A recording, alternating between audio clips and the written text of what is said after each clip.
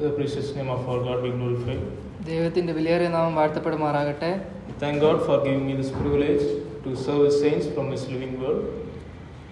ഇവിടെ നിന്നുകൊണ്ട് ദൈവവചനം ശുശ്രൂഷിക്കുവാൻ വലിയവനായ ദൈവം എൻ്റെ ജീവിതത്തിൽ ഇടയാക്കിയ കൃപകളെ ഓർത്ത് ദൈവത്തെ സ്തുതിക്കുന്നു. And I also thank all the responsible members of the assembly for giving me this privilege. എനിക്ക് അവസരം നൽകിയ ഈ സഭയിലുള്ള ദൈവമക്കളോടുള്ള നന്ദി അറിയിക്കുന്നു.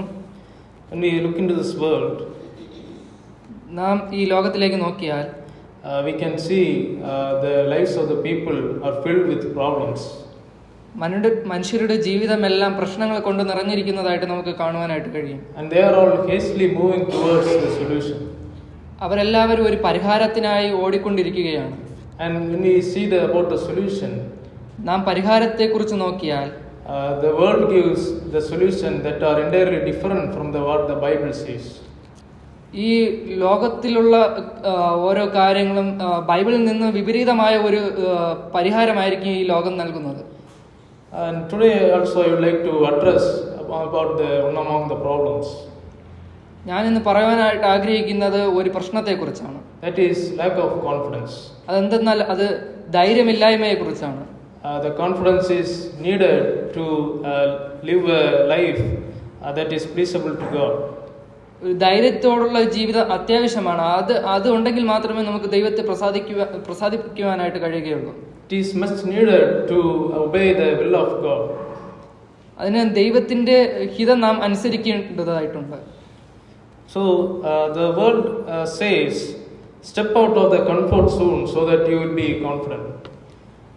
ഈ പറയുന്നത് എന്തെന്നാൽ അത് നിങ്ങളുടെ സുരക്ഷാ സ്ഥലത്ത് നിന്ന് പുറത്തേക്ക് വരിക എന്നതാണ്. Even for that we want confidence. നാം ഒരു സുരക്ഷാ സ്ഥലത്ത് നിന്ന് അതിന്റെ പുറത്തേക്ക് വരണമെങ്കിൽ അതിന് നമുക്ക് ധൈര്യം വേണം. But the prophet Daniel says it in a different way.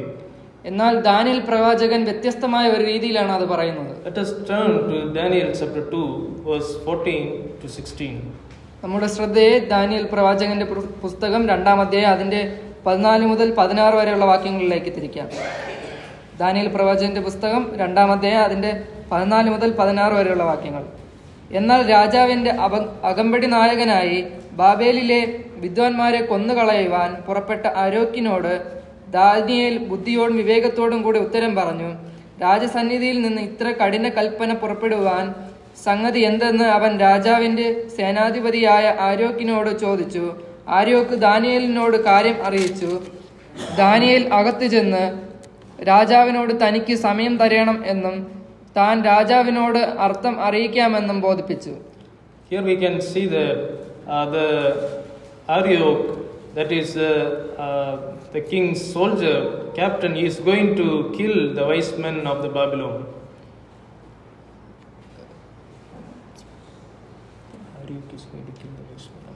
ഇവിടെ നാം കാണുന്നത് ആര്യോക്ക് എന്ന് പറയുന്ന അകമ്പടി നായകൻ അത് ആ നഗരത്തിലുള്ള സകല ജ്ഞാനികളെയും കൊല്ലുവാനായിട്ട് പോകുന്നതായിട്ടാണ്. And here we can see that Daniel he is entering into the palace after that event. ആ സംഭവത്തിന് ശേഷം ഇവിടെ ദാനിയേൽ പ്രവാചകൻ കൊട്ടാരത്തിലേക്ക് പ്രവേശിക്കുന്നത് നമുക്ക് കാണുവാനായിട്ട് കഴിയുന്നു. It is not a normal entrance to the palace. ഇത് സാധാരണ രീതിയിലുള്ള ഒരു പ്രവേശനമല്ല. Why I said this will be evident when we see the background of this passage. ഞാൻ എന്തുകൊണ്ടാണ് ഇങ്ങനെ പറഞ്ഞതിന്റെ അർത്ഥം എന്തെന്നാൽ നാം ഇതിന്റെ പശ്ചാത്തലം നോക്കുമ്പോൾ അത് നമുക്ക് മനസ്സിലാക്കുവാനായിട്ട് കഴിയും. We can see that the Nebuchadnezzar, the king, is seeing a dream.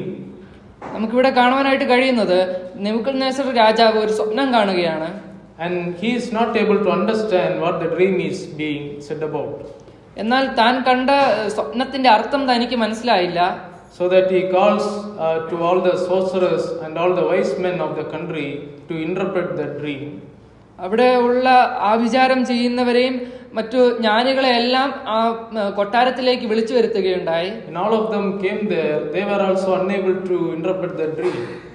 എന്നാൽ ആരൊക്കെയാണോ അവിടെ കൂടി വന്നത് അവർക്കൊന്നും രാജാവിന്റെ സ്വപ്നം വ്യാഖ്യാനിക്കുവാനായിട്ട് കഴിഞ്ഞില്ല. So that the king got furious and he sent the army to kill all the wise men of the Babylon.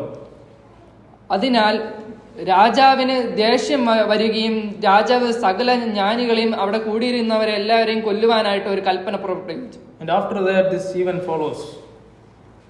നാം അതിനുശേഷം താഴോട്ടുള്ള വാക്യങ്ങളിലും കാണുവാനായിട്ട് കഴിയുന്നു. When we see here that Daniel is entering into the palace, Daniel കൊട്ടാരത്തിലേക്ക് പ്രവേശിക്കുമ്പോൾ, so it was not a normal entrance as I said, ഞാൻ പറഞ്ഞതുപോലെ തന്നെ അത് സാധാരണമായ ഒരു പ്രവേശനമല്ല. because the king is trying to kill him. കാരണം എന്തെന്നാൽ രാജാവ് തന്നെ കൊല്ലുവാനായിട്ട് ശ്രമിക്കുകയാണ്. Even though he had the fear of death, he is entering to the palace or towards his enemy. തനിക്ക് മരണത്തെക്കുറിച്ചൊരു ഭയമുണ്ടെങ്കിലും ദാനിയേൽ തന്റെ ശത്രുവിന്റെ അടുക്കലേക്ക് പോവുകയാണ്. Think about that situation. ആ സന്ദർഭം നാം ചിന്തിക്കുക. A man is trying to kill him, but even though he is with a full of confidence, he is entering into the presence of that king. രാജാവ് തന്നെ കൊല്ലുവാനായിട്ട് നോക്കുമ്പോഴും താൻ ആ രാജാവിന്റെ അടുക്കിലേക്ക് പോകുന്നതായിട്ടാണ് നമുക്ക് കാണുവാനായിട്ട് കഴിയുന്നത്. So when we see here the Daniel, he is having the confidence that even withstands the death. മരണത്തിന്റെ വക്കീലും ഇവിടെ ദാനിയേലിന് ധൈര്യമുണ്ടായിരുന്നു എന്ന് നമുക്ക് മനസ്സിലാക്കുവാനായിട്ട് കഴിയുന്നു. So let us examine what is the reason behind this confidence.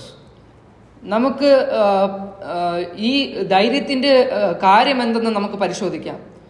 When we see on verse 20 onwards, 20-ാം വാക്യം മുതൽ, that Daniel is giving thanks for the Lord for helping him to understand the vision.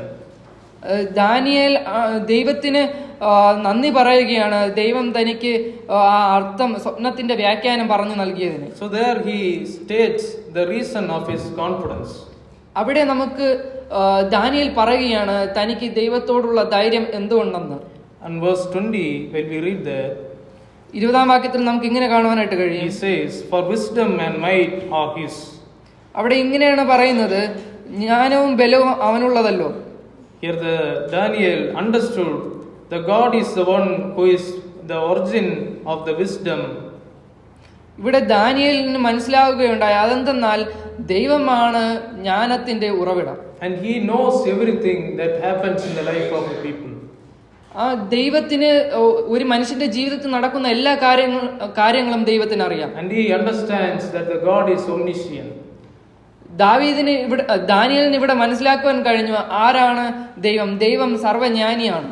And the next thing that he acknowledges, രണ്ടാമതായി താൻ അംഗീകരിക്കുന്ന കാര്യം is seen in verse 21. അത് നമുക്ക് 21-ാം വാക്യത്തിലാണ് കാണുവാൻ കഴിയുന്നത്. We read like this, and he changes the times and seasons, he removes kings and raises up kings.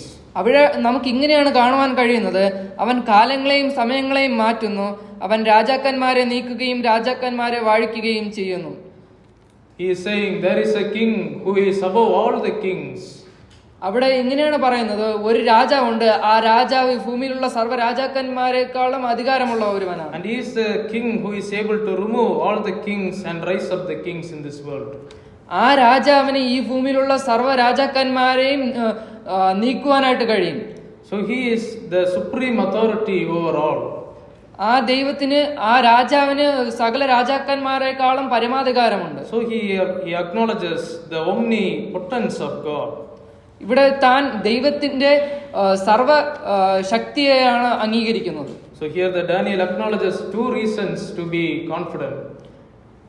Daniel ഇവിടെ രണ്ട് കാര്യങ്ങളാണ് അംഗീകരിക്കുന്നത് തന്റെ ധൈര്യത്തോടുള്ള ബന്ധത്തിൽ. So when we see today, നാം ഇന്ന് നോക്കിയാൽ in our lives we can also add one more attribute to be confident. നമ്മുടെ ജീവിതത്തിൽ നമുക്ക് ഒരു കാര്യം കൂടെ കൂട്ടിച്ചേർക്കുവാനായിട്ട് കഴിയും. That is the omnipresence of God. അത് ദൈവത്തിന്റെ സർവ്വവ്യാപിത്വമാണ്. During that time the Holy Spirit was not given to all the people. ആ സമയത്ത് പരിശുദ്ധാത്മാവ് സകലർക്കും നൽകിയിരുന്നില്ല. But on this time we have received the Holy Spirit and also the triune God in ourselves who dwells in us. എന്നാൽ ഇന്ന് ഈ കാലത്ത് പരിശുദ്ധാത്മാവ് നമ്മിൽ വസിക്കുന്നു.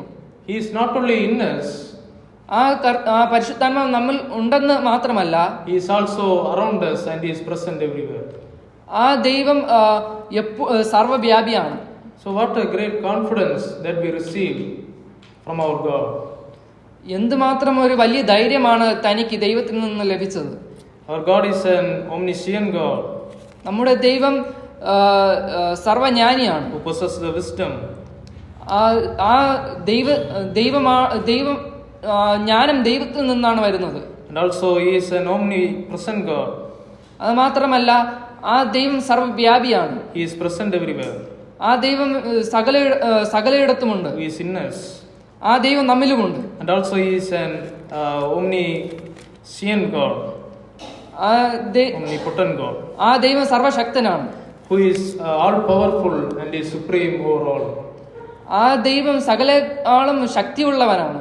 So when Daniel acknowledges that things, ഈ കാര്യങ്ങളെല്ലാം Daniel അംഗീകരിക്കുകയാണ്. he got the confidence to face even the death. ഈ കാര്യങ്ങളെല്ലാം ദാനിയേൽ അംഗീകരിച്ചപ്പോൾ തനിക്ക് മരണത്തെ പോലും നേരിടുവാനുള്ള ധൈര്യം ലഭിച്ചു. He believed that the God is there to help him. താൻ വിശ്വസിച്ചത് ഇങ്ങനെയാണ്, ദൈവം തന്നെ സഹായിക്കുവാനായിട്ട് കൂടെയുണ്ട്. That is what when we want to acknowledge in our lives. നമ്മുടെ ജീവിതത്തിൽ നാമും ഇത് അംഗീകരിക്കേണ്ടതായിട്ടുണ്ട്. When we acknowledge these things, നാം ഈ കാര്യങ്ങൾ അംഗീകരിക്കുമ്പോൾ the fear will be gone away from us. നാം ഈ കാര്യങ്ങൾ അംഗീകരിക്കുകയാണെങ്കിൽ നമ്മുടെ ജീവിതത്തിലുള്ള പേടികളെല്ലാം നമ്മെ വിട്ടുമാറും. And we will be confident to do the will of God in our life. അത് മാത്രമല്ല ദൈവഹിതം ചെയ്യുവാനുള്ള ധൈര്യം നമുക്ക് ലഭിക്കും. So let us ponder upon these things. ഈ കാര്യങ്ങളുടെ മധ്യ ഈ കാര്യങ്ങളെക്കുറിച്ച് നമുക്ക് ചിന്തിക്കാം. And let us live a victorious and a confident life. നമുക്ക് വിജയകരമായ ഒരു ജീവിതം നയിക്കാം. That will be pleasable and also that will be glorified to our God. അതിന് ദൈവത്തിനൊരു പ്രസാദകരമായ ഒരു കാര്യവും ദൈവത്തെ മഹത്വീകരിക്കുന്ന ഒന്നുമായി തീരട്ടെ. Those words may God's name be glorified.